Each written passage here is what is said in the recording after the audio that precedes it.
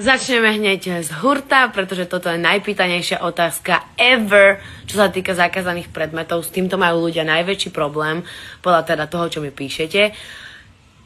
V mojom záujme není to, aby som vás nejako obmedzovala, aby som vás nejako šikanovala takýmito zákazmi, alebo proste vám nejako ubližovala týmto.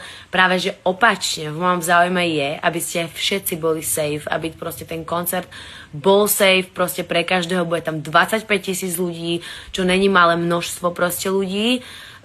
Takže z tohoto dôvodu, že chcem, aby ste boli safe, a keď to ešte stále nechápeš, je to preto, že nedá sa skontrolovať. My nemáme možnosť skontrolovať pri vstupe vaše powerbanky, že či sú náhodou není nejak prerobené.